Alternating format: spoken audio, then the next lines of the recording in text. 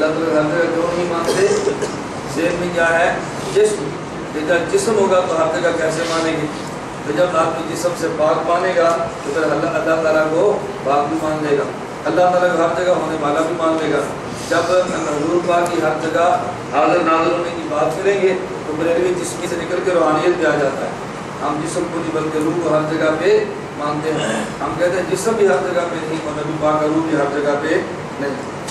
آپ نے فرمایا اللہ تعالیٰ بڑے ہیں، چھوٹی چیز میں نہیں سما سکتے۔ ایک حدیث میں اللہ تعالیٰ مومنوں کے دل میں سما جاتے ہیں۔ اب یہاں پر اللہ تعالیٰ تو پتہ نہیں کیا ہے، اللہ بشر بڑا ہے لیکن دل چھوٹا ہے۔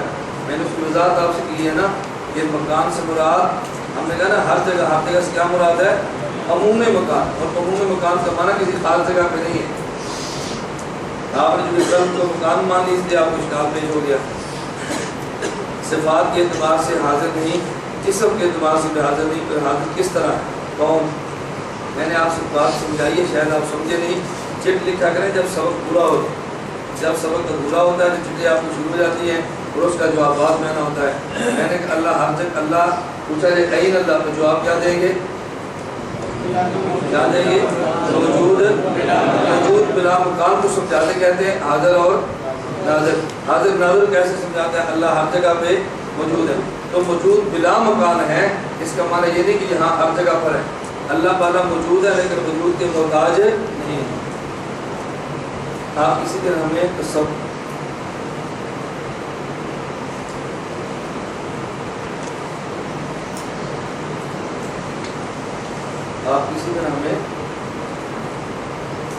یہ لازمن درست ہے تصوف، آپ کسی طرح ہمیں تصوف پہ لازمن درست ہے۔ جس وقت آپ کا دل چاہے آپ ہمیں درست دے دیں، لیکن جمعرات تک درس لازمی ہے۔ اگر جمعرات کے بعد دے دیں کیا ہے؟ میں نے آپ کی خدمت میں گزارش کی تھی، تصوف کا معنی ہوتا ہے گناہوں کو چھوڑ دیں۔ تصوف کا خلاصہ کیا ہے؟ بس گناہوں کو چھوڑ دیں، اسی کا معنی تصوف ہے۔ آپ لوگ باتیں سنتے ہیں لیکن عمل نہیں کرتے، جیسے کل آپ نے حرکت کی، بہت دکھ ہوتا ہے کہ آپ حضرات بہت عجیب آدمی ہیں اور ہمارے پاس رہ کر بھی ہمارا مزاج نہیں سمجھتے۔ اللہ پاک اختلاف سے محفوظ فرمائے، جب اختلاف کرنا ہو تو اللہ عقل بھی عطا فرمائے۔ اختلاف کیسے ہوتا ہے؟ اللہ عقل بھی عطا فرمائے۔ اختلاف حکیم الامت مولانا اشرف علی تھانوی اور شیخ الاسلام حضرت نذیر رحمۃ اللہ کے اختلاف تھا۔ یہ انگریز کی فوج میں شامل ہونا تھی، شامل نہیں ہونا چاہیے۔ حضرت تھانوی رائے یہ تھی انگریز کی فوج میں شامل ہو جانا چاہیے۔ حضرت تھانوی فرماتے تھے انگریز کی فوج میں شامل ہونا حرام ہے۔ اب بتاؤ انگریز کے کفر میں کوئی شک ہے؟ بولو نا۔ اپنے علم کو پیش کرو، میں بیٹھو، مجھے تم چٹے دو، میں تمہاری چٹیں صاف کرتا ہوں، اور تم اٹھو پھر میں تمہارا دماغ بھی صاف کرتا ہوں۔ کوئی عقل اور شرم سے کام لیا کرو۔ اس قدر بے حیا بے ضمیر بندہ بھی دنیا میں ہوتا ہے۔ مہمان بنا تم گدھوں کی طرح اٹھ کے چلے جاؤ۔ میں نے کئی بار آپ سے گزارش کیا ہے، ہمارے مزاج سے نہ موافقت ہے، ہمارے پاس بالکل تشریف نہ لائیں۔ اگر ہمارا مزاج سے موافقت ہے تشریف لائیں، آپ پڑھنے کے لیے آئیں تو تالے بند کرائیں، اپنی رائے ہمارے پر مسلط نہ فرمائیں۔ میں نے جتنی وضاحت سے بات آپ کی خدمت میں کر دی حکیم الامت اور تھانوی رحمۃ اللہ علیہ المدنی کے خلاف اس بارے میں ہے انگریز کی فوج میں شامل ہونا جائز ہے کہ جائز ہے؟ تھانوی کیا فرما رہے ہیں اور شیخ الہند کے حضرت مدنی کیا فرماتے ہیں؟ چھوٹا اختلاف ہے۔ تو جب آپ انگریز کی فوج میں شامل ہوں گے، انگریز کا تعاون ہوگا یا نہیں؟ کتنا بڑا جرم! یہ کافر سے تعاون کرنا کیسے؟ حکیم الامت کی رائے اور تھی، ان کی رائے اور تھی۔ حضرت مدنی کی رائے کیا تھی؟ اگر انگریز کی فوج میں شامل ہو گئے، یہ انگریز جو مسلمانوں کو مروائے گا، اس فوج سے مروائے گا، تو مسلمان کو قتل کرنے کا باعث بنے گا، جو شرعاً حرام ہے۔ بتاؤ کتنی مضبوط جو ہے مدنی۔ حضرت تھانوی کیا فرماتے؟ انگریز نے ایک دوران یہاں سے چلا جانا ہے، اگر فوج کے اندر مسلمان نہ ہوئے، ہندو ہوگا تو تمام اسامی پر ہندو کا قبضہ ہوگا، پھر وہ جائے گا تو یہ ظلم کرے گا۔ اگر مسلمان موجود ہوں گے تو انگریز کی جانب پر مسلمان فوج کو سنبھال لے گا، آئندہ مسلمان بچ جائے گا۔ بتاؤ دلیل کمزور ہے مضبوط ہے؟ اب آپ کس کو غلط کو کس کو ٹھیک ہو؟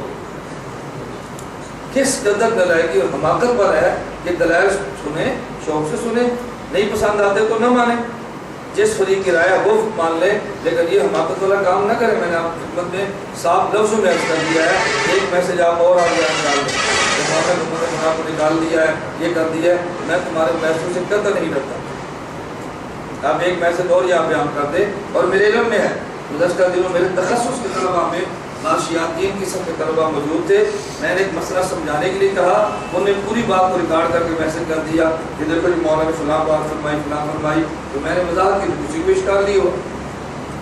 میں بحمد اللہ تعالیٰ کسی بندے سے خوف نہیں محسوس کرتا، جس بات کو حق سمجھتا ہوں ڈرتے کی چوٹ پہ بیان کرتا ہوں۔ آپ تو طالب علم ہو، تم تو شاگرد تو بیٹوں کی طرح ہوتے ہیں، جو باپ بیٹوں ہی سے ڈرتا رہے اس نے مخالفوں سے کیا لڑائی لڑنی، جو اپنی اولاد سے بھی ڈرتا ہو اس نے مخالف سے کیا لڑائی لڑنی۔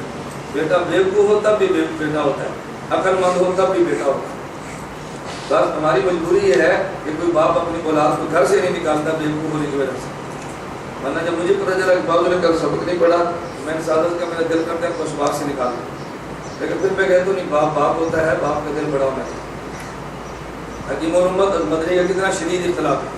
حضرت تھانوی رحمۃ اللہ علیہ کو ملنے کے لیے حکیم الامت حضرت تھانوی کو ملنے کے لیے شیخ الاسلام مولانا مدنی تشریف لائے، بات سمجھنا، ملنے کے لیے تشریف لائے۔ حضرت مدنی رحمۃ اللہ علیہ آئے تو رات کو خانقاہ کے باہر سو گئے، در صبح کے بعد مدنی سوئے تو اٹھایا تو پتہ مدنی ہے، میں نے کہا دیا آپ نے کیا ظلم فرمایا، آپ نے بتایا کہ انہوں نے کہا جی آپ کے خانقاہ کا اصول ہے عشاء کے بعد اتنے بجے خانقاہ بند ہوتی ہے، دروازہ نہیں کھولا جائے گا، ہم نے آپ کے اصول کو نہیں توڑا، ہم باہر سو گئے۔ اسے شیخ الاسلام مولانا مدنی کہتے ہیں۔ آج ایک کارکن آ جائے اور ایک عام لڑکا آ جائے اور ہم دروازہ نہ کھولیں، پورے ملک میں ڈھول بجا دیں گے، ہماری حیثیت ہی کوئی نہیں۔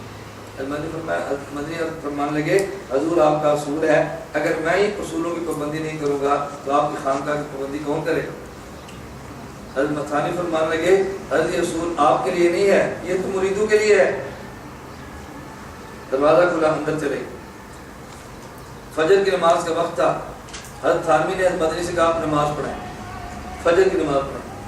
حضرت مدنی فرمان لگے میں فجر کی امامت نہیں کراؤں گا، فرمایا کیوں؟ انہوں نے کہا آپ کی مقتدی میں وہ لوگ موجود ہیں جو میری رائے سے اختلاف کرتے ہیں، مجھے اچھا نہیں سمجھتے، میں نماز پڑھاؤں گا تو ان کو تکلیف ہوگی، ایسے امام کو امامت نہیں کرانی چاہیے جس سے مقتدیوں کو اتفاق نہ ہو، اسے اس کو حسین احمد کہتے ہیں۔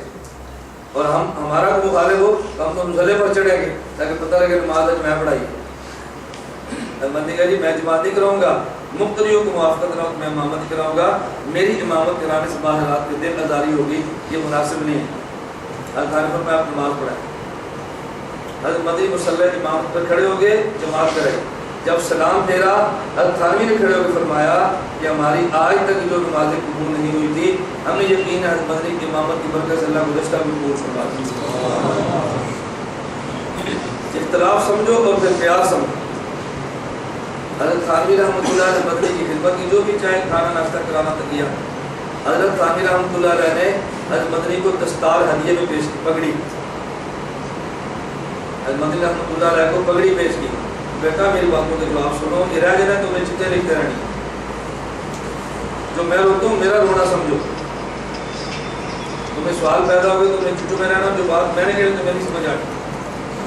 حضرت مدنی رحمۃ اللہ علیہ نے حضرت مدنی کو ہدیہ پیش کیا پگڑی کا، حضرت مدنی رحمۃ اللہ علیہ نے حضرت تھانوی کی اس طرف سے ہدیہ قبول کیا، جمعہ آنکھوں سے لگایا، سر پہ رکھا اور پھر واپس کر دیا۔ جب میرا عذر یہ ہے کہ میں انگریز کی بنی ہوئی مصنوعات کو حرام سمجھتا ہوں، لہٰذا میں اس کو قبول کرنے سے معذرت خواہ ہوں۔ جمعہ آنکھوں سے لگایا، سر پہ رکھا اور پگڑی واپس کر دی، جب میں معذور ہوں، میں اس کو حرام سمجھتا ہوں، میں استعمال نہیں کر سکتا۔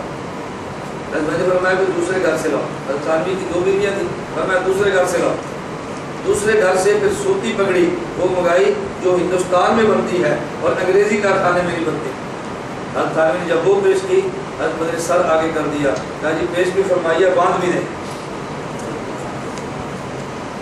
اسے اکابر کہتے ہیں تم کیسے شیاطین ہو، تمہیں اختلاف بھی نہیں آتا، اتفاق بھی نہیں آتا۔ اللہ کی قسم میں نے جب بات سنی مجھے بہت دکھ ہوا کہ یہ 3 طلبہ سبق سے اٹھے، ہمیں مولانا اللہ صاحب سے اختلاف ہے، اور تمہیں 1000 بار اختلاف ہو، تم اللہ صاحب مولانا اللہ صاحب دام بتاؤ کہ جوتی کے خاک کے برابر بھی اپنی اوقات کا تو خیال کرو۔ مولانا اللہ صاحب مولانا جامعی اختلاف کریں، مجھے سمجھ آتی ہے وہ بڑے ہیں، تمہاری کیا اوقات ہے؟ مولانا جامعی سے مولانا اللہ صاحب اختلاف کریں، مجھے سمجھ آتی ہے، کارکن کی کیا مجال ہے کہ مولانا جامعی کو بکتا پھرے۔ قیادت ہوتی ہے، تم ہر بندہ اپنے آپ کو لونڈا اٹھ کے قائد نہ سمجھے، ورکر کو ورکر رہنا چاہیے، قائد کو قائد رہنا چاہیے۔ میری بات سمجھتے ہو؟ بڑوں میں اختلاف میں چھوٹوں کی ٹانگیں نہیں اڑانی چاہیے۔ میری بات کو پھر سمجھو، ایک دو دن باقی ہیں، ہمارے مزاج سے اتفاق نہیں ہے، آپ تشریف لے جائیں، ہمیں آپ کے جانے پر خوشی ہوگی۔ یہ دکھ ہوگا کہ آپ محروم ہو گئے، خوشی ہوگی ہماری جان چھوٹ گئی۔ کل دارالسکریہ میں میرا بیان تھا، زور سے اثر وہاں سبق تھا، آخری نشست وہاں میرے پاس تھی، ہفتہ تک آپ نے دھیان پرست تھا، انہیں آخری نشست میری رکھ لی۔ اب مطلب میری اوقات تو نہیں ہے نا کہ مولانا توجہ صاحب سبق پڑھائیں اور میں آخری نشست میں بیان کروں، میں شاید مولانا مرید احمد منور صاحب سبق پڑھائیں اور میری آخری نشست ہو، یہ میری اوقات نہیں ہے۔ لیکن جب قابل اعزاز ہے اس کو خندہ پچھانے سے قبول کرنا چاہیے، اس کا انکار مت کرے۔ خیر آخری نشست میں چلا گیا، میں طلبہ سے کہا میں دوران سبق اپنے واقعات پیش کروں گا۔ میں کیوں پیش کروں گا؟ جس کو مجھ سے محبت ہے اس کی محبت عقیدت میں بدل جائے، اور جس کو مجھ سے نفرت ہے اس کی مجھ سے جان چھوٹے۔ چاہے جب میری تعریف کی جملے سنے گا تو دوڑے گا نا کہ کیسا مولوی ہے، ہماری اسے جان چھوٹے۔ اللہ پاک افراد وہ دے جو قلباً آپ کے ساتھ مگر کہ تھوڑے کیوں، زیادہ نہیں چاہیے، تھوڑے ہوں لیکن قلباً آپ کے ساتھ کام کرنے کا لطف آتا ہے۔ تحسبهم جميعا وقلوبهم شتى، یہ اللہ نے منافقین کی علامت بیان کی ہے، اوپر سے دیکھے اکٹھے ہیں اور دل دیکھے تو الگ ہے۔ میری گزارش آپ کو سمجھ آ رہی؟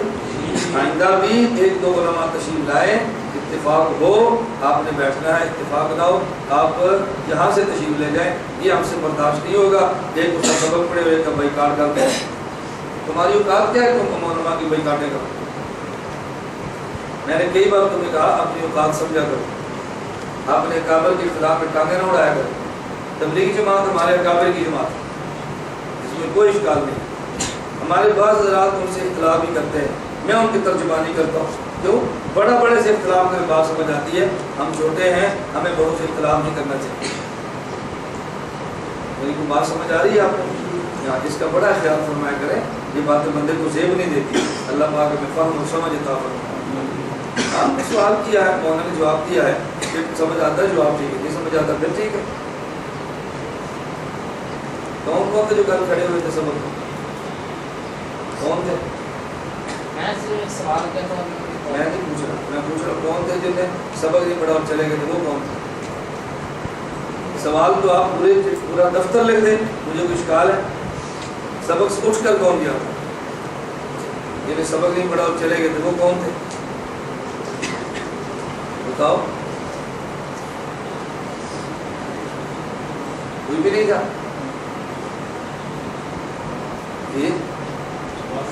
باہر تھے دو تین لڑکے جو آگ میں چلے گئے تھے۔ اللہ میں بات سمجھنے کی توفیق عطا فرمائے۔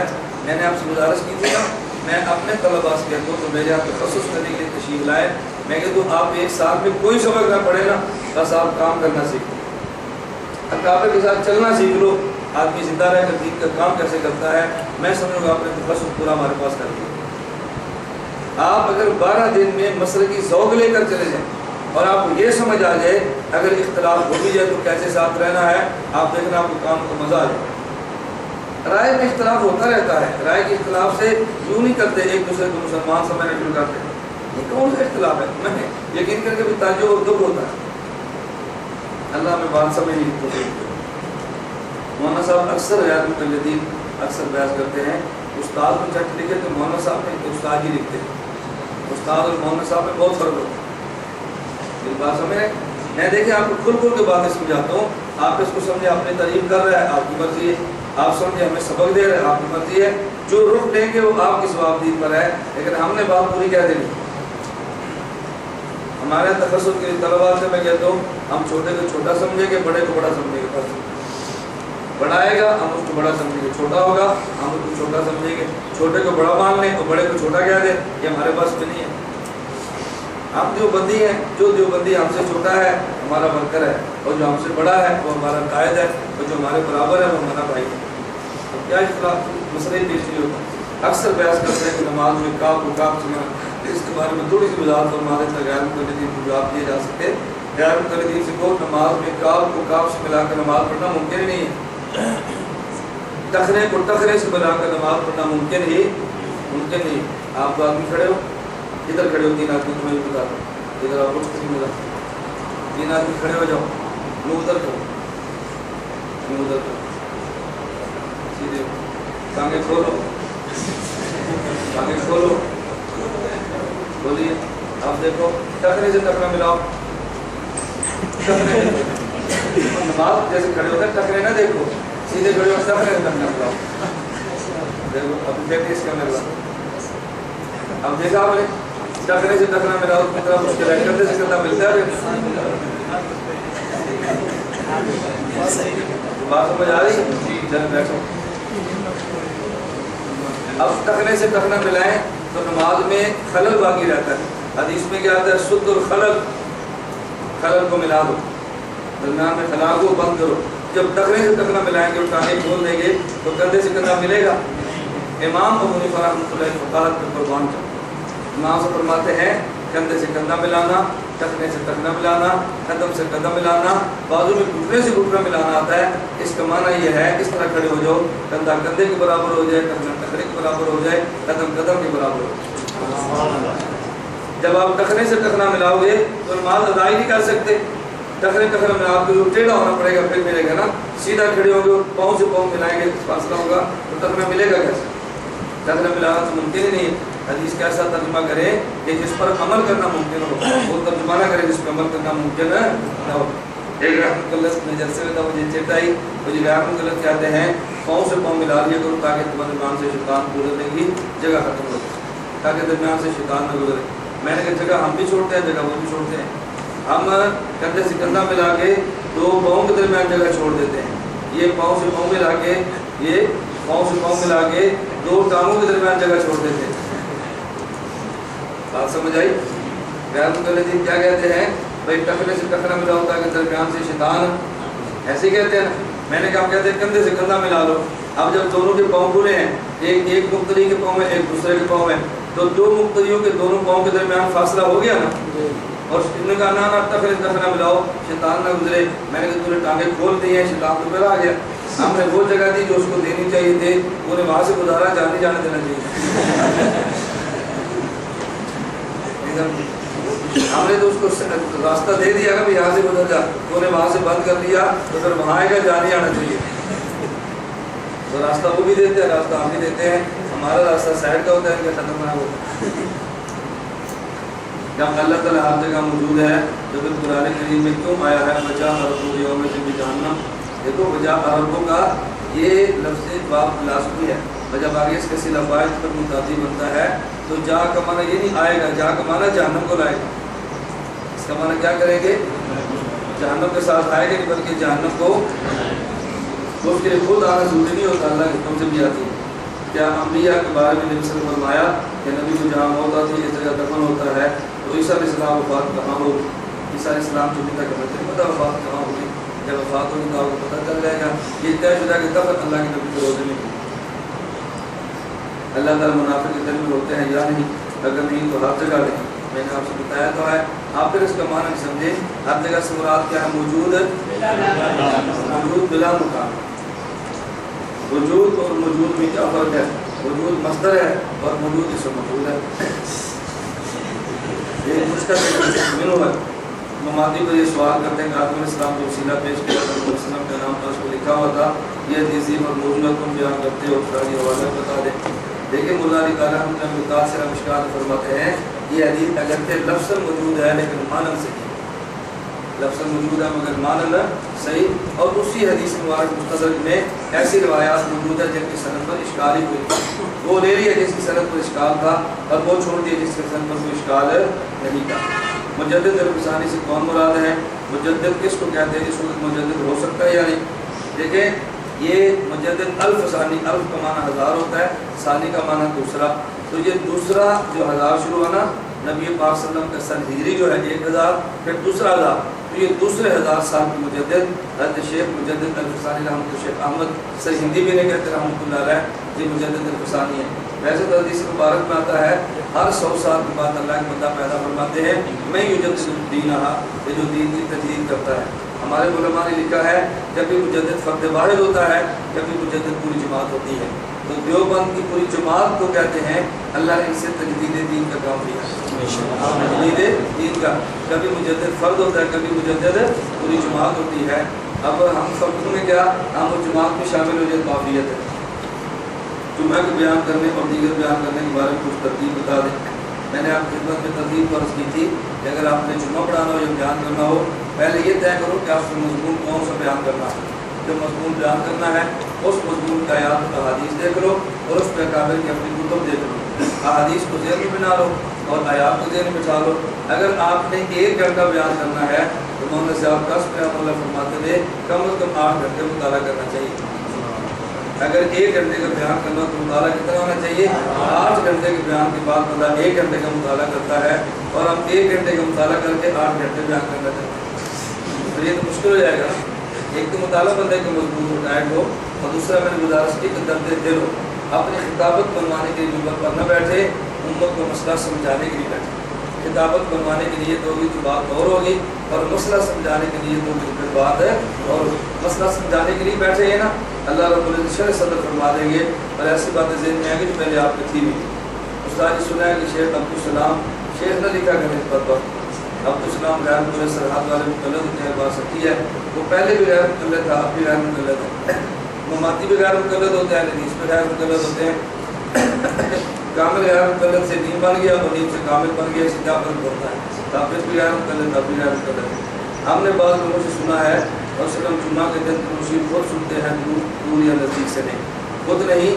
ہاں یہ بعض روایات میں ہے کہ نبی پاک صلی اللہ علیہ وسلم قبر مبارک پہ اللہ ایک ایسا فرشتہ موقع فرما دیتے ہیں جس کی سماع اتنی زیادہ ہوتی ہے کہ پورے عالم کی بات سنتا ہے اور براہ راست ان کے حضور کو سنا دیتا ہے. اس میں تو کوئی حرج کی بات نہیں ہے.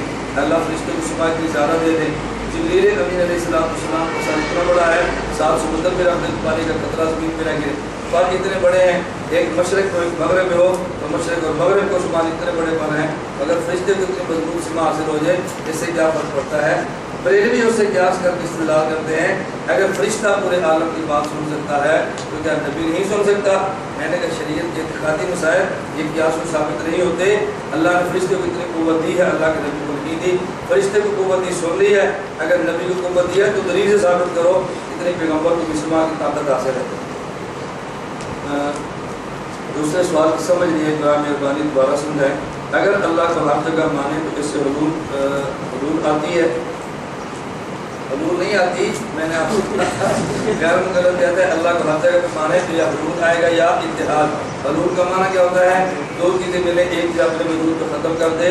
جیسے شربت آپ چینی والا بناتے ہیں تو چینی اور پانی کو ملا لیتے ہیں، چینی کا وجود ختم ہوتا ہے، پانی کا وجود باقی رہتا ہے. اور آملیٹ بناتے ہیں تو پیاز اور ٹماٹر کا وجود بھی رہتا ہے اور اتحاد بھی ہو جاتا ہے.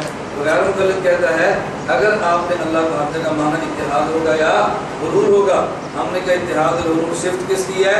جسم کی. اللہ جسم سے پاک ہے، ہر جگہ بھی ہوں گے، حلول بھی نہیں ہوگا، اتحاد بھی نہیں ہوگا. بریلویوں کی مسجد بریلویوں کے ماحول میں حق بیان کرنے اور کام کرنے کا طریقہ ارشاد فرما دے. ہمارے یہاں بریلویت کی تردید کا معنی یہ ہوتا ہے کہ وہ مسئلے بیان کرو جس سے ہمارا بریلوی کے اختلاف ہے. میں کہتا ہوں تردید کا طریقہ ہوتا ہے کہ پہلے وہ بیان کریں جس میں اتفاق ہے، جب قوم قریب آ جائے پھر وہ بیان کریں جس میں ترک اختلاف ہے. یہ سمجھ آ گئی؟ داڑھی رکھنے میں اختلاف ہے یا اتفاق ہے؟ تو آپ شروع میں داڑھی پر مسئلہ بیان کریں کہ داڑھی رکھنا نبی پاک صلی اللہ علیہ وسلم کی سنت ہے اور پھر سنت کی اہمیت عشق کے انداز میں بیان کریں تو پھر بھی آپ کے قریب آ جائے گا. داڑھی تو دونوں مانتے ہیں نا. میں ایک بات سمجھانے کے لیے کہتا ہوں ہم بریلویت کی تردید کا معنی سمجھتے ہیں حضور یہ بھی نہیں جانتے، حضور یہ بھی نہیں جانتے، حضور یہ بھی نہیں جانتے. میں نے کہا پہلی بات وہ بیان کیا کرو جو حضور جانتے ہیں، اگلی بات بتانا حضور کیا نہیں جانتے. میری گزارش سمجھ آ گئی؟ تو حضور جانتے بھی ہم کچھ نہیں بھی جانتے نا، تو پہلے بیان کیا کریں جو ہم پہلی مرتبہ وہ بیان کرتے ہیں جو نہیں جانتے. کہتے ہیں میرے خلاف میں نے بہت مضبوط تقریر کی ہے، تو پہلے وہ بیان کرو جو حضور جانتے ہیں اور پھر وہ بیان کرو جو نہیں جانتے. جب اللہ کے نبی کا علم بیان فرمائیں گے نا اور علم کی وسعت بیان فرمائیں گے تو پھر بھی آپ کے قریب ہو جائے گا. جب قریب آ جائے پھر اس کے حضور کا علم کائنات میں سب سے زیادہ ہے، لیکن بھائی اللہ سے کم ہے. اللہ سے کم ہے. حضور یہ بھی جانتے یہ بھی جانتے یہ بھی جانتے تھے، لیکن یہ باتیں نہیں جانتے تھے. ہم پہلی دفعہ ہی کہتے ہیں حضور یہ بھی نہیں جانتے، حضور یہ بھی نہیں جانتے، حضور یہ بھی نہیں جانتے. تو پہلی بار وہ بیان کرے جو جانتے ہیں، اور دوسری بار وہ بیان کرے جو نہیں جانتے. طریقہ سمجھ آ گیا؟ اور بعض الفاظ ہوتے ہیں جو بالکل بجا ہوتے ہیں، لیکن ہم نقل کریں تو بڑی قریب آ جاتی ہے.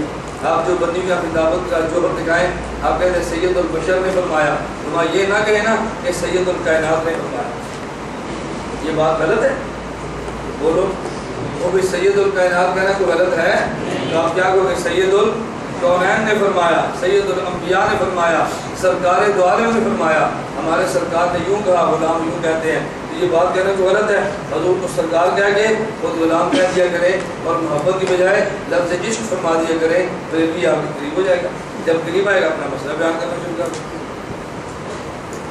وحدت الوجود کا مطلب کیا ہے؟ اس کا قول کیا ہے؟ غیر متبرع شیعہ سامنے وجود کو دو عقائد کے بارے میں بات کرنی کس طرح کریں؟ پورا لمبا موضوع ہے، اس پوری بات کس طرح کیا کریں. میں نے گزارش کی تھی نا کہ 12 دن کے دورے میں تمام آواز مکمل نہیں ہوتی، خلاصہ رہتا ہے. میں انشاءاللہ عزیز اللہ کی منظور ہوا تو اگر کل میں ادھر ہوا تو ٹھیک، اگر نہ پرسوں ہوا تو میں کوشش کروں گا آپ کو تھوڑے سے پہلے عقائد پہ، مسائل فقہ پہ اور مختلف عنوانات کی اصولی بات آپ کو لکھوا دوں. عقائد پر بات ہو تو یہ لکھو، فقہ پر بات ہو تو یہ لکھو، نماز پر ہو تو یہ لکھو، عبادات اکابر پہ ہو تو یہ لکھو، تقلید پر ہو تو یہ لکھو. جو بنیادی 4 موضوعات ہیں، ان موضوعات کے ساتھ گفتگو کرتے وقت تحریر کیسے ہونی چاہیے، میں انشاءاللہ 21 کی دعا سے قبل آپ کو لکھوا دوں. ٹھیک ہے. بعض کا قول ہے کہ آپ صلی اللہ علیہ وسلم کو حیات کا تعلق ہے، بعض کا قول ہے حلول ہے. یہ دونوں باتیں متضاد ہے. دیکھیں ہمارے اکابر کا جو مسلک ہے، نبی کریم صلی اللہ علیہ وسلم کو حیات مبارکہ کا تعلق روح حاصل ہے. اب تعلق روح کے جسم میں ہے، جسم کے اندر ہو اس کو بھی تعلق کہتے ہیں. دخول روح ہو اس کا نام بھی تعلق روح ہے. اگر تلبس روح ہو اس کا نام بھی تعلق روح ہے. اور اگر روح اعلیٰ کے لیے میں ہو اور بدن قبر مبارک میں ہو، ان کا آپس میں اتصال مانوی ہو، اس کو بھی تعلق کہتے ہیں. تو جب تعلق کی نوعیت کئی ہے تو ہم اس کیفیت میں بحث نہ کریں. نبی پاک صلی اللہ علیہ وسلم کی حیات کو ماننا ایمان ہے، اور کیفیات پہ بحث کریں گے تو بے ادبی کا خدشہ ہوتا ہے. کیوں؟ لا تشکروا، کیا کہ اللہ نے بتا دیا کہ تمہیں کیفیت کا شعور ہے. جب شہید کی حیات کا شعور نہیں ہے تو پیغمبر کی حیات کا شعور کیسے ہوگا؟ بس اتنا ہی کافی ہے کہ نبی پاک صلی اللہ علیہ وسلم کو بتعلق حیات، بتعلق روح، نبی پاک صلی اللہ علیہ وسلم کے دنیاوی جسد مبارک کو زمینی قبر مبارک میں بتعلق روح حیات حاصل ہے. بس اتنا ہی کافی ہے. بریلویوں کے پیچھے نماز درست ہے یا نہیں، بریلوی یا مشرق ہے یا مبتدع ہے. مشرق کو نماز اٹھتی ہی نہیں ہے، مبتدع ہو تو مطلوب تاریخی ہوتی ہے. بہرحال بریلویوں کے پیچھے نماز پڑھنے سے احتیاط فرمایا. جب بھی آپ آ جاتے ہیں تو ہم تازہ دم ہو جاتے ہیں. اس کا مطلب میں آتا ہوں یا نہ آیا کروں؟ ٹھیک ہے، آتا ہوں میں. آدمی کبھی کبھی ہر وقت رہے تو پھر بہت زیادہ دم ہو جاتا ہے نا. تازہ دم نہیں ہوتا، سراپا دم ہوتا ہے، تو پھر بات مشکل ہو جائے گی. ہر وقت میں لگا رہوں گا تو آپ کا سانس پھول جائے. کبھی کبھی آئے تو بات ٹھیک رہتی ہے.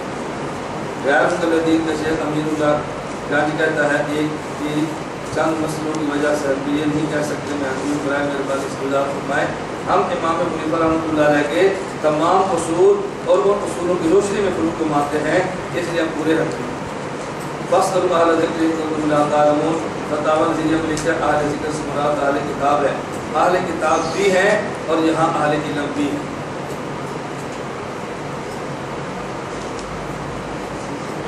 وقال انتم قلتم يجوز الاختلاف الاصغر للاكبر اذا كان الاصغر مرتبطا في كتاب ذکر ان الاصغر مرتبطا ضروری والسلام. تو یہ بات سمجھ اگر آپ یہ کہتے ہیں يجوز الاختلاف الاصغر للاكبر اذا كان الاصغر مرتبطا في كتاب یا ان الاصغر مرتبطا ضروری والسلام. تو یہ بات سمجھ ایسی بات لکھے تو مجھے سمجھ آ جائے تو پھر میں آپ کو جواب دوں. جب سمجھ رہے ہیں تو جواب کیا دوں؟ اللہ تعالیٰ نے عیسیٰ علیہ السلام کو آسمان پر زندہ اٹھا لیا، لیکن اللہ تعالیٰ کو زمین پر بھی تو نہیں بچا سکتے تھے، پھر کیوں آسمان پر اٹھایا؟ اس طرح قیامت دن اللہ تعالیٰ عرش کے نیچے سے پردہ ہٹا کر جنت میں انتظار کرائیں گے. اس کا مطلب یہ ہے اللہ تعالیٰ آسمانوں میں ہے. لیکن اللہ تعالیٰ کسی بندے کو زندہ کہاں رکھے؟ اللہ اس جگہ کے محتاج ہے کہ اللہ کی اپنی ثوابتی پر ہے کہ بندے کو زمین پر زندہ رکھے یا بندے کو آسمان پر زندہ رکھے۔ کوئی بندہ کہے کہ اللہ تعالیٰ جب نبی کریم صلی اللہ علیہ وسلم غار میں گئے تھے، اگر وہاں پہ بکری جالا نہ بنتی، کبوتری انڈے نہ دیتی، ابو جہل ہی بندہ کر دیتے، ایسے بھی ہو سکتا تھا، ایسے کیوں فرمایا ہے؟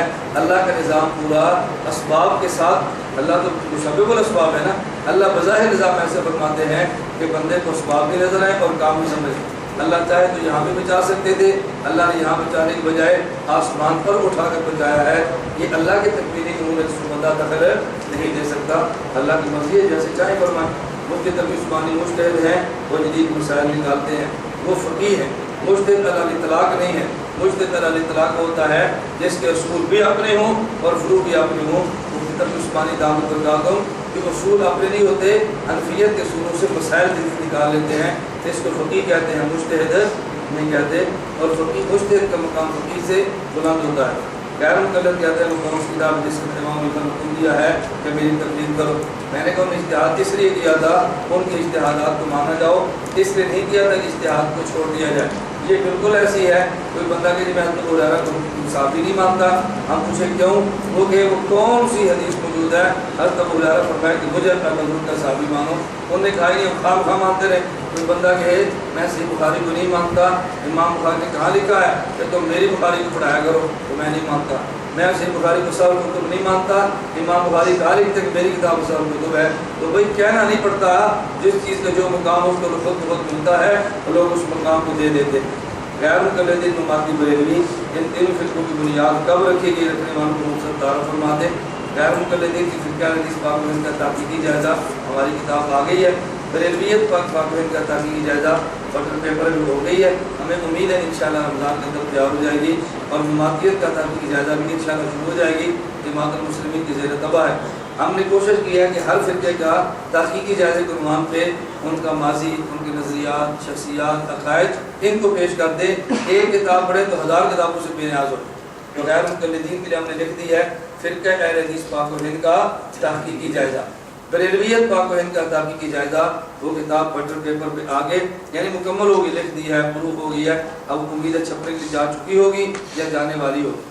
جماعت المسلمین کا تحقیقی جائزہ وہ تقریباً کوئی 400 صفحات تیار ہو گئے ہیں، 650 صفحات بننے ہیں، انشاءاللہ وہ کتاب بھی آ جائے گی اور مماتیت کی کتاب کے بارے میں بھی آئے گی۔ یہ سارے پاکستان ہندوستان میں انگریز کی آمد کے بعد پیدا ہوئے تھے، انگریزوں کے وجود سے پہلے نہ مماتیت کا فرقہ موجود تھا نہ کوئی اور فرقہ موجود تھا۔ اور اس بات کو مماتیت نے خود اعتراف کیا ہے کہ سب سے پہلے مسئلے کا اختلاف عنایت اللہ شاہ بخاری نے جامع خیر المدارس ملتان میں کیا تھا، انہوں نے خود اس بات کو مانا ہے۔ جن کے یہاں سارے بریلوی وہ کیا کریں، وہ وہاں پر دیوبندی بن کے رہیں۔ غیر مقلدین کہتے ہیں قرآن حدیث موجود ہے تو اجتہاد کی کیا ضرورت ہے؟ قرآن حدیث ہے اسی لیے اجتہاد کی ضرورت ہے۔ اگر قرآن حدیث ہی نہ ہوتا تو مجتہد اجتہاد کہاں سے کرتا؟ قرآن حدیث ہے تبھی تو اجتہاد کرتے ہیں، اگر قرآن حدیث نہ ہوتا تو سنی اجتہاد لے کے اجتہاد کرتا کیسے؟ ترک تقلید پر آپ نے جو بیانات کی سعودی عرب کے دورہ پر اس کی تھوڑی سی کارگزاری فرما دیں، بڑی مہربانی ہوگی۔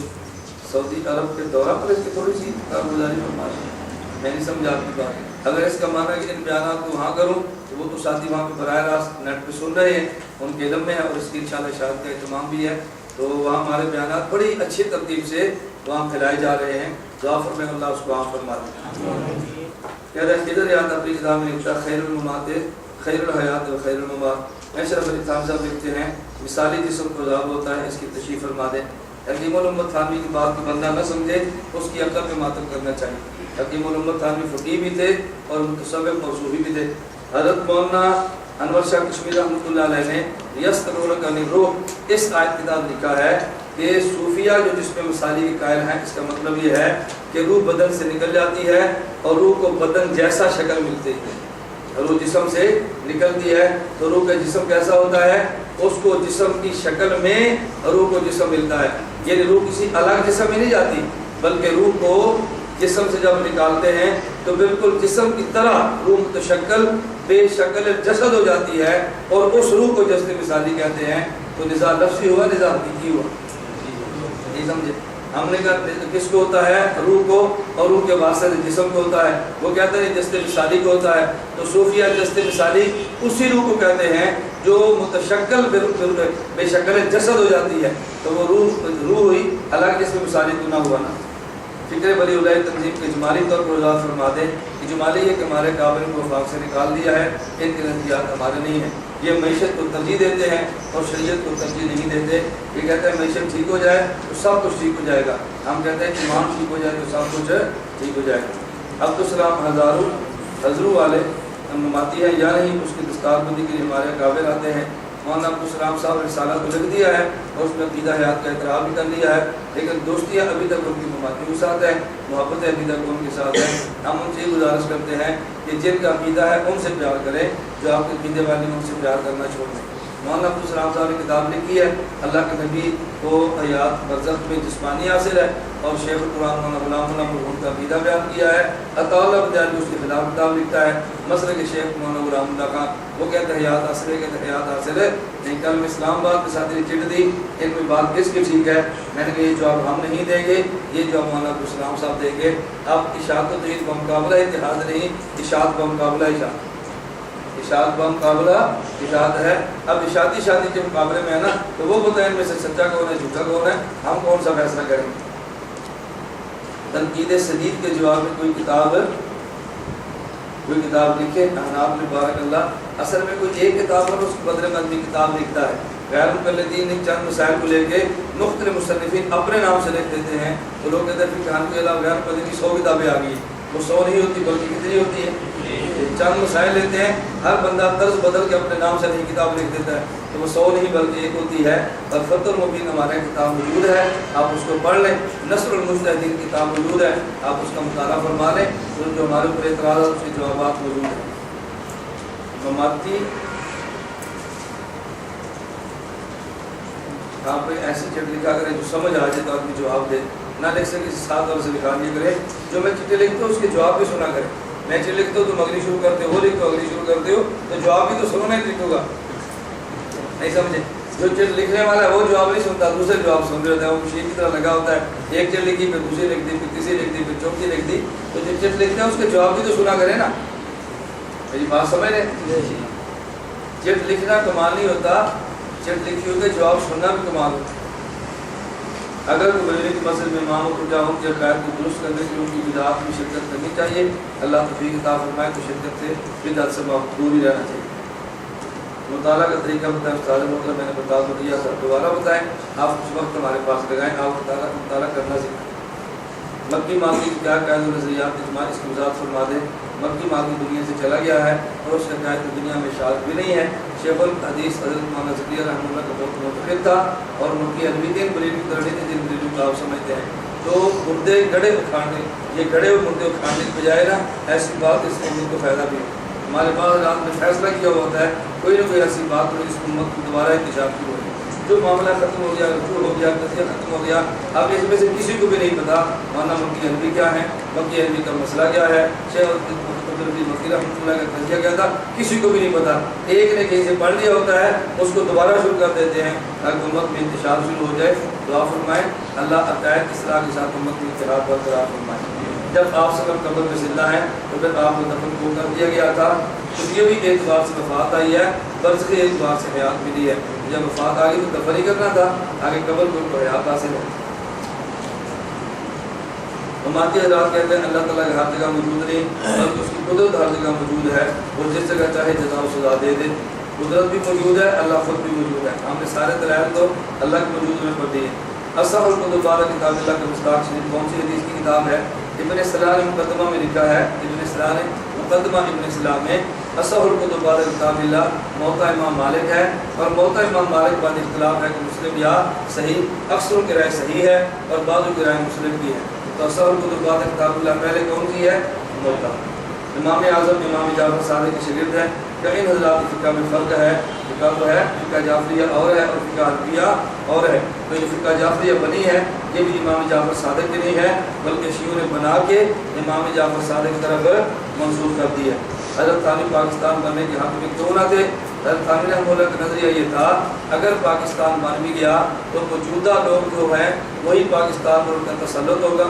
حضرت ثانی رحمہ اللہ پاکستان بننے کے حق میں تھے، مدنی نہیں تھے، حضرت تھانوی کی رائے یہ تھی اگر پاکستان الگ بن جائے تو مسلمانوں کو الگ ریاست مل جائے گی اور ہمیں اپنے احکام شریعت کے نفاذ کرنے میں بہت زیادہ حضرت مدنی رحمۃ اللہ کی رائے یہ تھی پاکستان ہندوستان کی نسبت پاکستان بہت چھوٹا ہے، ہندوستان بہت بڑا ہے، اگر پاکستان الگ ہو گیا، ہندوستان الگ ہو گیا تو انگریز ترتیب ایسی بنائے گا کہ آگے مسلمانوں کو آنے کی بجائے اپنے ایجنٹوں کو کرے گا، وہ نام کے مسلمان ہوں گے اور اندر سے پورے انگریز ہوں گے۔ اس لیے پاکستان بننے کے بعد بھی وہاں پر اسلام کا نفاذ نہیں ہونا بلکہ پاکستان کے وجود کے ٹکڑوں میں تقسیم کر دیا جائے گا، اور ایسا ہی ہوا۔ بنگلہ دیش چلا گیا، اب پاکستان رہ گیا، اور پاکستان میں کہ پاکستان بنانے کی کیسی سازش ہے، جو لوگ اس دور میں حکمران تھے وہی آج حکمران ہیں۔ حضرت مدنی کی رائے اپنی تھی، حضرت تھانوی رحمۃ اللہ کی رائے اپنی تھی، لیکن جب پاکستان بن گیا حضرت مدنی رحمۃ اللہ نے فرمایا کہ دیکھیں جب مسجد بننے میں اختلاف ہوتا ہے اس جگہ مسجد بنائیں یا نہ بنائیں، لیکن جب مسجد بن جائے تو اس کی حفاظت میں کوئی بھی آدمی کو کمی نہیں کرنی چاہیے۔ حضرت ہزاروی رحمۃ اللہ کی مثال اور دیتے تھے، حضرت ہزاروی بابا غلام غوث ہزاروی، وہ فرماتے تھے کہ ایک لڑکے کا دل کرتا ہے میں فلاں لڑکی سے نکاح کر لوں، اور وہ اس سے تعلق بنا لیتا ہے، پھر نکاح کر کے لے آتا ہے، تو جب تک منقوہ نہیں تھی اشکال یہ تھا اس لڑکی کو نہیں لانا چاہیے، لیکن جب منقوہ ہو گئی اب تو بہو بن گئی نا، اب اس کی حفاظت بہت ضروری ہے، اب اس کی حفاظت بہت ضروری ہے۔ جیسا کہ ہمارا بھی انبیاء معصوم ہیں، صحابہ محفوظ ہیں، یہ حدیث میں برائے مہربانی وضاحت فرما دیں۔ یہ الفاظ صاحب نہیں لکھے ہوتے حدیث میں کہ نبی معصوم صحابی محفوظ ہے، اصل میں دلائل ایسے ہوتے ہیں کہ جس سے ثابت ہوتا ہے انبیاء معصوم ہیں اور صحابہ محفوظ ہیں۔ ایک ہے عقیدے کے دلائل، ایک ہے اصطلاحات عقیدے کی نہ قرآن میں ہوتی ہے نہ توحید میں نہ حدیث میں۔ اب مثلا ہم عقیدہ توحید کے قائل ہیں، آپ سارے قرآن کو پڑھ لیں کسی ایک آیت میں بھی توحید کا لفظ موجود ہے نہیں، حالانکہ عقیدہ توحید ہمارا ایمان ہے، تو قرآن یہ توحید کی اصطلاح نہیں دیتا، توحید پر دلائل دیتا ہے۔ اس طرح قسمت کے الفاظ نہیں ہوتے بلکہ قسمت پر قرآنی دلائل ہوتے ہیں، اصطلاحات متکلمین پیش فرماتے ہیں۔ مولانا غلام اللہ خان حیاتی ہیں یا مماتی؟ مولانا غلام اللہ خان کو انہوں نے رجوع فرما لیا تھا، اس لیے ہم ان کو حیاتی کہتے ہیں، منافق نہیں کہتے۔ مماتی کہتے ہیں کہ دل سے نہیں مانا تھا، اوپر سے مانا تھا، جس کو نفاق کہتے ہیں۔ فرق کیا ہے؟ ہم ان کو مومن کہتے ہیں اور یہ ان کو، اگر کوئی نیا غیر مقلد ہو، غیر عالم ہو تو اس کو کس طرح سے قائل کرنا چاہیے، اس کو پہلے دلیل سمجھے پھر اس کو دلیل سمجھائیں۔ جب آپ دلیل سمجھیں گے نہیں، آپ اس کو دلائل سمجھائیں گے کیسے تو قائل نہیں ہوگا بلکہ آپ خود پریشان ہو جائیں گے۔ آدم علیہ السلام کی دعا قرآن نے ربنا ظلمنا نقل فرمائی، حدیث میں وسیلہ والی دعا کا ذکر ہے، اس میں تضاد ہے، اس میں کوئی تضاد نہیں، بغیر وسیلے کی دعا قرآن میں ہے اور وسیلے والی دعا اللہ کے پیغمبر کی حدیث میں ہے، اس میں تضاد کیسے ہوا؟ آدم علیہ السلام کو زندگی بھر ایک ہی دعا مانگی تھی، کوئی ایک دعا ہو جس کا تذکرہ قرآن نے کیا اور ایک تذکرہ ہو جس کا نبی پاک صلی اللہ علیہ وسلم کی حدیث نے فرما دیا، تو دونوں باتیں ٹھیک۔ کیا نبی کے روزہ مبارک کے اندر سے تمام جہاں آپ کو دیکھتے ہیں، ہر وقت کسی محفل میں ہمارا وہ عقیدہ ہے جو عقیدہ ہم بیان کرتے ہیں، نبی پاک صلی اللہ علیہ وسلم پورے عالم کو دیکھتے نہیں ہیں، پورے عالم کے اعمال اللہ کے نبی پر پیش ہوتے ہیں، پیش ہونا اور ہوتا ہے اور دیکھنا اور ہوتا ہے۔ حدیث میں ہے کہ داڑھی بڑھاؤ اور مونچھ کٹاؤ، اس کا کیا مطلب ہے؟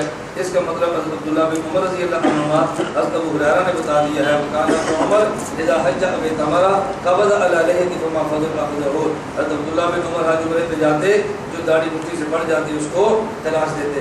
حضرت ابو ہریرہ کا عمل بھی یہ تھا، ان کے شاگرد فرماتے ہیں کہ جو داڑھی ان کی مٹھی سے بڑھ جاتی اس داڑھی کو تلاش دیتے، بلکہ یہاں بخاری کی حاشیہ کتاب اللباس باب تقریب الاسفار میں حضرت عمر سے بھی نقل کیا ہے، ابن عمر سے نقل کیا ہے، حضرت ابو ہریرہ سے نقل کیا، حتیٰ کہ نبی پاک صلی اللہ علیہ وسلم کا مبارک عمل بھی نقل کیا ہے۔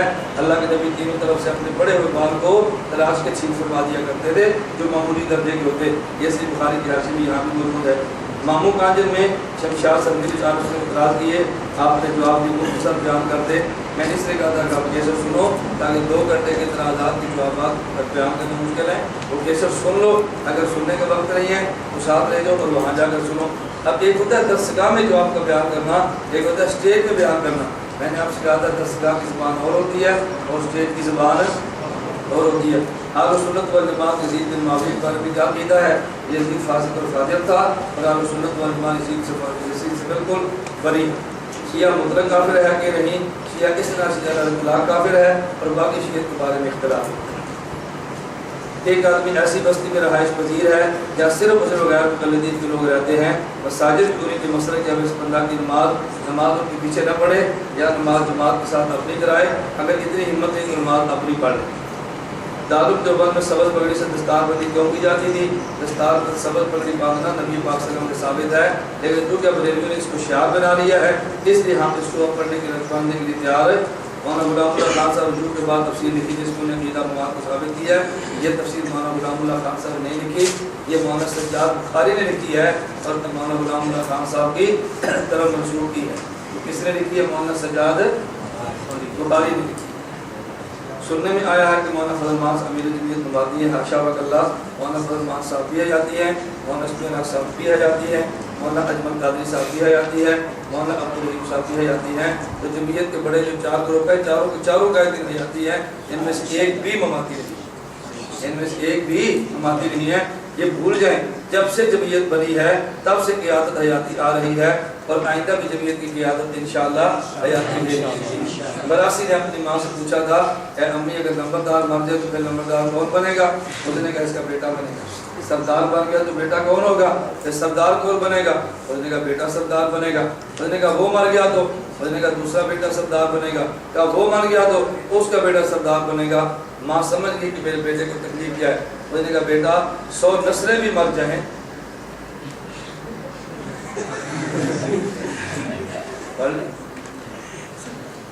100 نسلیں بھی اگر مر جائیں تو مراسی سردار نہیں بنے گا، ہمیشہ سردار کا بیٹا ہی سردار بنے گا۔ میں نے کہا 9 نسلیں بھی مر جائیں تو پھر بھی نمبردار کا بیٹے بنے گا، مراسی نے نہیں بننا۔ ہم نے کہا 100 قیادتیں بھی بدل جائیں تو حیاتی جمعیت کا قائد بنے گا، مماتی نے نہیں بننا۔ جس طرح مراسی کے بیٹے کو فکر تھی شاید اگلا بیٹا اللہ کرے تو نمبردار بن جائے، تو اس نے کہا نہ، جس طرح مراسی نمبردار نہیں بن سکتا اس طرح مماتی بھی جمعیت کا قائد نہیں بن سکتا۔ کوثر نیازی کون ہے؟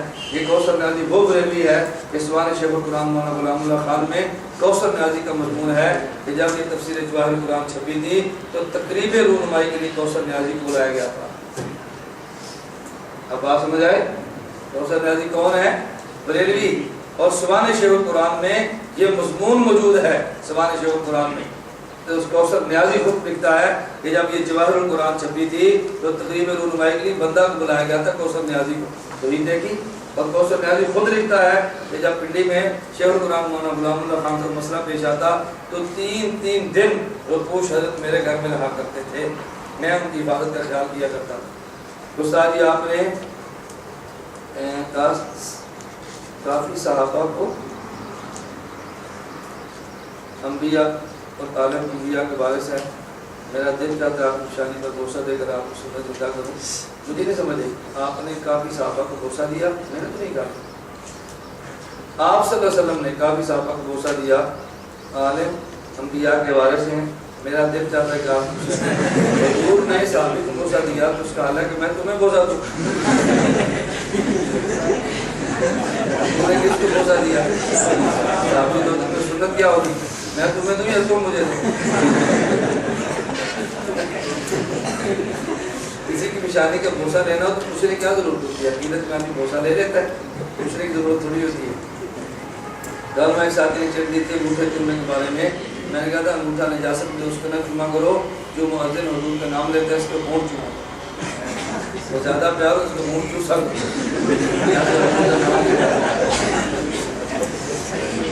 ایک ان کے ساتھ تقریر کرنے کے لیے آئے تو انہوں نے کہا کہ سبق پڑھنے حضور کی وسیلت پوری زندگی میں ثابت نہیں، برائے مہربانی نہیں بھائی، جب سبق رنگ ثابت ہے تو آپ کیوں نفی کرتے ہیں؟ مولانا منظور احمد مینگل کے بارے میں سنا وہ حیاتی ہے نہیں، مولانا منظور احمد مینگل سے جب جو حیاتی ہیں تو باقی بالکل میری براہ راست مولانا سے بات ہوئی ہے، ان کے گھر میں بیٹھ کے بات کرانی سے ان کو وضاحت طلب کی ہے۔ انہوں نے خود فرمایا کہ میں نے وہی عقیدہ کہ مولانا منظور احمد مانی کا ہے، جب مولانا سلیم اللہ شیخ پر اعتراض ہوئے اس کا جواب مولانا منظور مینگل صاحب یہ نے دیا تھا مسئلہ حیات کے اوپر۔ مولانا مینگل حیاتی ہے، مماتی نہیں ہے۔ یہ مماتیت کی عادت ہے کہ مختلف ہمارے حضرات کو اسٹیج پر بلا لیتے ہیں اور بعد میں شہرت کرتے ہیں جی دیکھو یہ مماتی ہے، دیکھو یہ سارے ہی مماتی ہیں۔ شیعہ کے بارے میں دارالعلوم دیوبند سے فتویٰ آ چکا ہے کہ شیعہ سے کسی قسم کا اتحاد جائز نہیں۔ میں کب کہتا ہوں اتحاد کریں؟ ہماری جماعت کا نام اتحاد اہل سنت ہے، اتحاد اہل سنت والروافض نہیں ہے۔ میں کب کہتا ہوں اتحاد کریں؟ عبدالوہاب نجدی کے بارے میں تھوڑی سی وضاحت فرما دیں۔ عبدالوہاب نجدی امام احمد بن حنبل کے مقلد تھے، بعض مسائل میں مشدد تھے لیکن اہل سنت سے خارج نہیں تھے۔ قبر میں سوال و جواب ہوتا حاضر رجل سے جبریل قبر میں حاضر ناظر مان کو اس کی حقیقت بیان کریں. میں نے اس کی حقیقت بیان کر دی ہے لیکن آپ کی ذہن میں نہیں. میں نے اب تک یہ حدیث بیان کی تھی نا کہ دنیا قبر میں تقلید کا نقصان کیا ہوگا. وہاں جواب دیا تھا فرشتہ کہتے ہیں ما تقول فی ھذا الرجل محمد صلی اللہ علیہ وسلم. جواب دیا تھا کہ نہیں؟ اور جواب کو دوبارہ سنو. غیر منقطع کے پیچھے نماز نہیں ہوتی. اگر مرکز فتویٰ جاری کر دیں تو احسان عظیم ہوگا. آج ہی فتویٰ ہم سے لے لیں, آج لے لیں. سنت تک ادار ہے ہی نہیں ہمارے. چار خانوں سب کو حیاتی ہے یہ مماتی میرے علم میں نہیں. میں نے کچھ سے پوچھا کہ آپ کون ہیں. یہ مجھے ضرور پتہ ہے کہ میں ان کے ادارے میں گیا تو انہوں نے میرا استقبالیہ الکلمات اپنی سندھی زبان میں بھی کہے, اردو زبان میں بھی کہے, اور اپنے تمام طلباء کو مدارس کے طلباء جتنے بھی تھے طلباء ساتھ جمع کروا کے میرا بیان کروایا. اب میں سے کیا سمجھوں گا حیاتی ہیں مماتی ہیں. مولانا خالد شمول صاحب نے خود مجھے فرمایا شعبان و رمضان میں ہمیں ہمارے مدرسے کی وقت دو. میں نے کہا کہ میرا عذر ہے کہ میرے پاس اب وقت نہیں. پھر کبھی صحیح پھر مولانا شمول صاحب نے مجھے خود فرمایا کہ آپ سال کے دوران ہمیں 3 دن دو, ہم یہاں علماء کو جمع کریں گے اور آپ کا بیان کروائیں گے. مولانا کاڑوی بھی ہمارے آتے تھے, آپ بھی آیا کریں. اب میں سے کیا سمجھوں حیاتی ہیں یا مماتی؟ بس میں نے کہا مماتی کی عادت یہ ہے ایک کو تھوڑی سی تھپکی دے دو نا, یہ کہتا ہے یہ بھی مماتی ہو. حضرت بدری رحمۃ اللہ پاکستان میں مرنے کے قائل تھے. حضرت تھانوی قائل تھے. پھر حضرت تھانوی ہمارے پاکستان میں آئے کیوں نہیں؟ حضرت تھانوی اگر پاکستان آ جاتے جن پیچھے ہندوستان میں مسلمان تھے ان کا کیا بنتا؟ ہمارے حضرات یہاں نہیں آئے تھے. اگر سارے مشاہد یہاں پر آ جاتے تو سارے مسلمان تو یہاں نہیں آئے تھے نا, تو پھر وہاں رہنے والے مسلمان کو کیا بنتا؟ کیا جواہر القرآن پڑھنا ٹھیک ہے؟ آپ جواہر القرآن کے بجائے بیان القرآن پڑھا کریں. معرفت القرآن قادری, معرفت القرآن مولانا شفیع صاحب کی پڑھیں, یا آپ کبھی یہی آئیے آسان ترجمہ قرآن کریم مولانا تقی عثمانی صاحب وہ پڑھ لیا کریں. اگر کوئی آدمی شاہ کا نماز کو تاجر کو وقت پڑے گا تو اس کو پورا ثواب ملے گا ہی نہیں. ظاہر ہے جب تہائی کے بعد تعبیر کرتا چلا جائے گا تو ثواب میں کمی ہوتی چلی جائے گی. وہ جمعرات تقریباً کتنے بجے تک چھٹی ہو جائے گی؟ ہماری کوشش ہوگی 10 بجے تک آپ کو فارغ کر دیں. آپ کھانا کھائیں تو آپ کی مرضی, نہ کھانا کھائیں تو آپ کی مرضی. ہم انشاءاللہ 10 بجے فارغ کریں گے. اس کو دیکھیں گے چٹ لکھنے والا کتنی جلدی جاتا ہے اور کھانے کے انتظار میں کتنی جلدی رہتا ہے. اللہ نے قرآن کریم میں فرمایا ازواجکم امہاتکم, تو نبی صلی اللہ علیہ وسلم کی بیویاں ہماری مائیں ہوئیں تو نبی تو لا محالہ ہمارے باپ ہوئے. تو اللہ نے قرآن فرمایا محمد تم میں سے کسی مرد کا باپ نہیں, جسمانی باپ نہیں روحانی باپ. نبی جسمانی باپ ہونے کی ہے اور اس بات روحانی باپ ہونے کی. نبی اور چیز کی اور اس بات اور چیز کا. توجہ فرمائے, توجہ. ایک مفتی نے ایک بیان فرمایا حضور اکرم صلی اللہ علیہ وسلم نے 19 سال کی عمر عائشہ رضی اللہ عنہا سے شادی کی ہے. 9 سال والی روایت غلط ہے. عائشہ کو میرا کہنا حضور اکرم صلی اللہ علیہ وسلم ثابت نہیں, بالکل جھوٹ بولتے ہیں. کہتا ہے میرا کا معنی استغفر اللہ, مجھے ترجمہ کرتے بھی شرم آتی ہے کہ میرا کا معنی کہتے ہیں چھوٹی بیٹی الیاس باللہ. کس قدر یہ جھوٹ بولتے ہیں اور کس قدر حماقت والی باتیں کرتے ہیں. اللہ ہم سب کی حفاظت فرمائے. دیکھیں حمرت سے ہے اور حمرت کا معنی سرخی, سرخ ہوتا ہے. امی عائشہ رضی اللہ تعالیٰ عنہ کا سفیدی سرخی مائل تھی. اللہ کے پیغمبر محبت کو فرماتے حمیرہ. اس سے پتہ چلا ہے اپنی بیوی کو محبت کے لیے اور لفظ دینا یہ نبی کریم صلی اللہ علیہ وسلم سے ثابت ہے. حضور ایسے کلمات ارشاد فرماتے تھے امت کی تعریف کے لیے. جنسیت دماغ میں رکھ کے بات کرو گے امام کا جنازہ نکل جائے گا. پیغمبر کی حرمت کا ضرور خیال کرنا. ایسی باتیں کبھی دماغ میں نہ لانا امت کے لیے. باقی حضرت اپنی عائشہ رضی اللہ عنہا کی عمر اتنی چھوٹی تھی. یہ حدیث تو صحیح بخاری میں موجود ہے, جس میں موجود ہے صحیح بخاری میں. جب نکاح ہوا تو عمر 6 یا 7 سال ہے اور جب رخصتی ہوئی تو عمر اللہ کے نبی کی 9 سال ہے. اشکالات ان کو ہوتا ہے کہ جو بیوی کو جنسیت کی نگاہ سے دیکھتے ہیں, ان کو اشکال نہیں ہوتا جو بیوی کو نبوت کے منصب کی نگاہ سے دیکھتے ہیں. منصب نبوت کی نگاہ سے نبی پاک صلی اللہ علیہ وسلم جب مکہ مکرمہ میں تشریف لائے حضور کو ایسی بیوی چاہیے تھی جو نبی کی غمخوار بنے. اللہ نے امی خدیجہ دی. کون دی ہے؟ امی خدیجہ رضی اللہ عنہا. وہ دولت والی بھی ہیں, قد کاٹ والی بھی ہیں, وجاہت اور خاندان والی بھی ہیں. اور امی خدیجہ رضی اللہ عنہ جو کہ 2 خامدوں سے بیوہ مطلقہ تھی تو خامدوں کے ساتھ نباہ بھی کر چکی تھی. ان کو یہ بھی اچھی طرح تجربہ تھا خامد کے ساتھ زندگی کیسے گزارتے ہیں. اللہ پاک نے سارے مراحل سے گزار کے امی خدیجہ اللہ کے نبی کو دی ہے.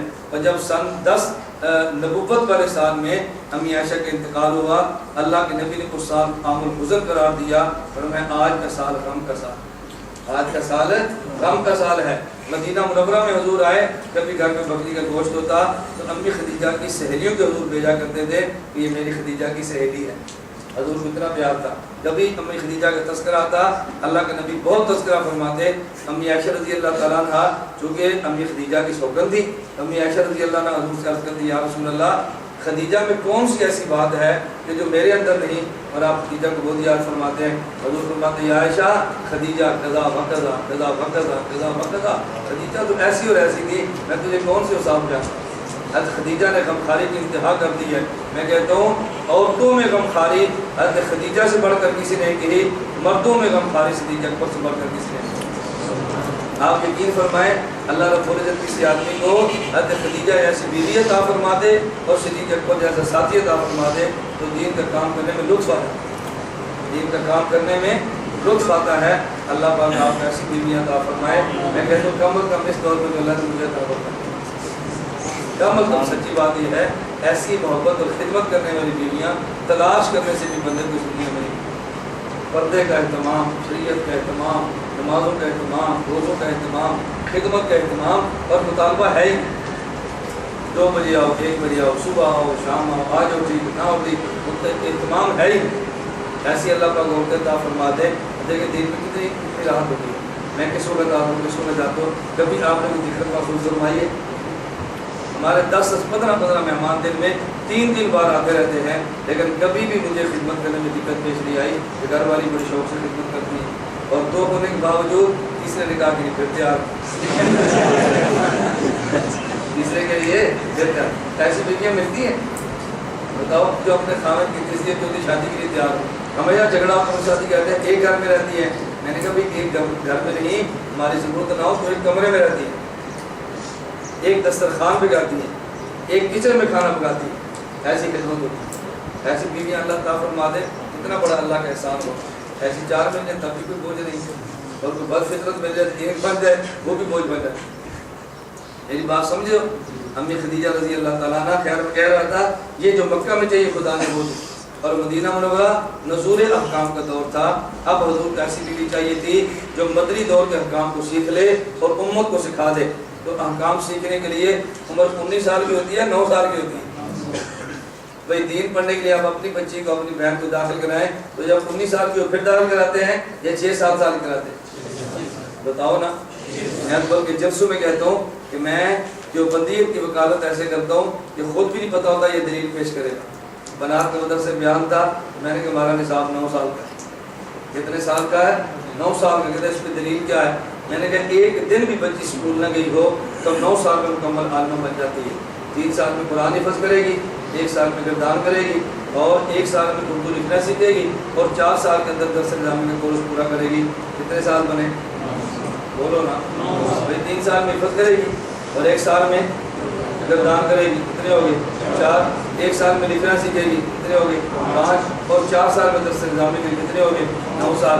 میں نے کہا جو بند والوں نے 9 سال نصاب بھی امی عائشہ کے در سے لیا ہے, جب امی عائشہ نے نبی پاک صلی اللہ علیہ وسلم سے پڑھنا شروع کیا ہے تو عمر 9 سال بنتی ہے, اور جب فارغ ہوئی ہے تو امی عائشہ کی عمر 18 سال ہوئی. ایسے ہے کہ اور جب داخلہ ہوا تو عمر کتنی ہے؟ 7 سال. اور جب ریگولر تعلیم شروع کتنی عمر ہے؟